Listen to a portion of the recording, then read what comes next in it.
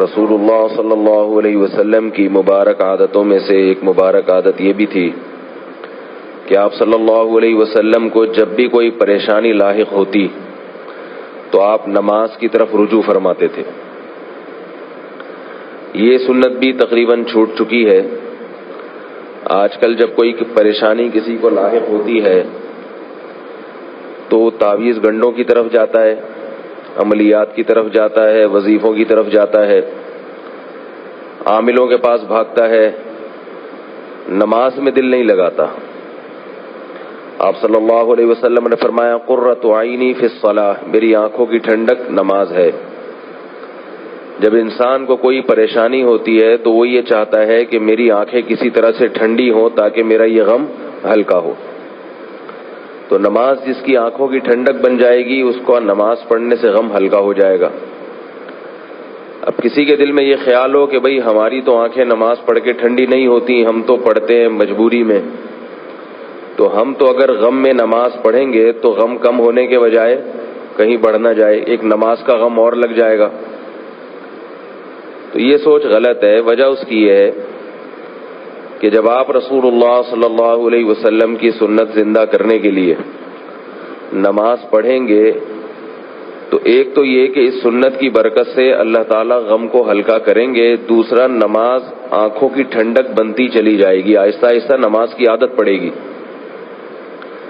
ایک بزرگ فرماتے تھے کہ جب میرا دل چاہتا ہے کہ اللہ مجھ سے بات کرے تو میں قرآن مجید کی تلاوت کرتا ہوں، سب باتیں اللہ کرتا ہے مجھ سے اس میں، اور جب میرا دل چاہتا ہے کہ میں اللہ سے باتیں کروں تو میں نماز کی نیت باندھ لیتا ہوں، اس میں سب باتیں انسان اللہ سے کرتا ہے.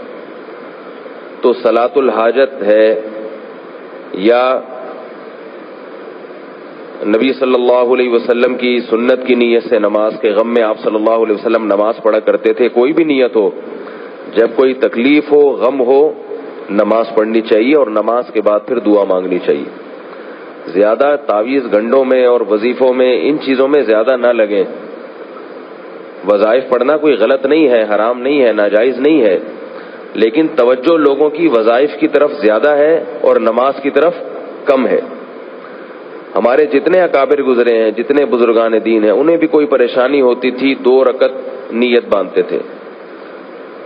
قرآن مجید میں بھی اللہ نے فرمایا وَاسْتَعِینُوا بِالصَّبْرِ وَالصَّلَاةِ، پریشانیوں میں مدد طلب کرو صبر کے ذریعے اور نماز کے ذریعے. تو اللہ تعالیٰ نے بھی اس لیے حکم دیا کہ اللہ کے علم میں یہ بات ہے کہ جب تم نماز پڑھو گے تو تمہیں مدد ملے گی، صبر کرنے کی توفیق ملے گی. 2 فائدے ہوتے ہیں نماز سے. ایک تو یہ کہ غم ہلکا ہو جاتا ہے کیونکہ اللہ کی طرف توجہ ہے. جس نے غم دیا ہے جب آپ اسی سے بات چیت کرنا شروع کر دیں گے تو دل کو تسلی ہو جاتی ہے انسان کے. دوسرا فائدہ یہ ہوتا ہے کہ نماز پڑھنے سے دعا جلدی قبول ہوتی ہے. نماز پڑھ کے دعا مانگیں گے تو قبولیت کا امکان زیادہ ہے. تو جب آپ نماز پڑھ کے اپنے غم میں اللہ سے دعا مانگیں کہ اللہ میری یہ تکلیف کو دور کر دے تو دعا کی قبولیت کا امکان بڑھ جائے گا. تو اس طرح سے نماز جو ہے 2 طرح سے غموں کے ازالے کا سبب بنتی ہے.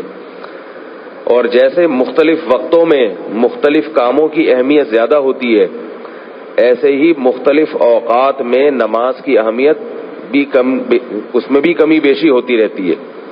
سب سے بہترین جو نماز کا وقت ہے اللہ کو مانگنے کے لیے وہ تہجد کا وقت ہے. کسی کو کوئی غم ہو، میں ایک دعوے سے کہتا ہوں، گارنٹی سے کہتا ہوں، کسی بھی قسم کا دنیا کا کوئی غم لگا ہو اس کو، وہ کسی طرح ہمت کر کے رات کو تہجد میں اٹھے اور 2 رکعت تسلی سے پڑھ کے اللہ سے مانگے تو دیکھے کہ اس کے دل کا بوجھ کتنا ہلکا ہو جاتا ہے.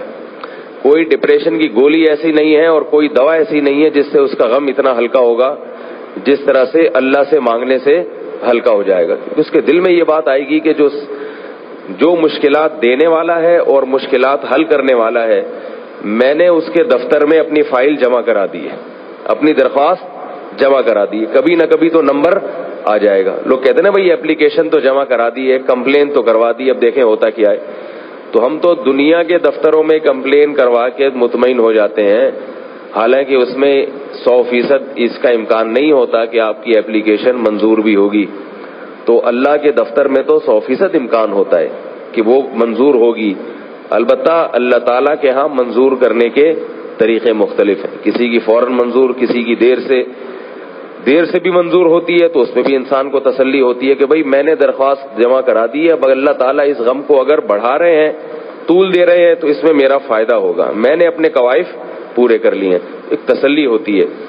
تو اللہ تعالیٰ ہمیں رسول اللہ صلی اللہ علیہ وسلم کی اس سنت کو زندہ کرنے کی توفیق عطا فرمائے. گھروں میں اس کا معمول بنانا چاہیے، بچوں کو سکھانا چاہیے کہ بھئی نماز میں دل لگاؤ، جب کوئی پریشانی ہو نماز پڑھ کے اللہ سے مانگا کرو. اللہ تعالیٰ سمجھنے کی، عمل کی توفیق عطا فرمائے. وما علینا الا البلاغ.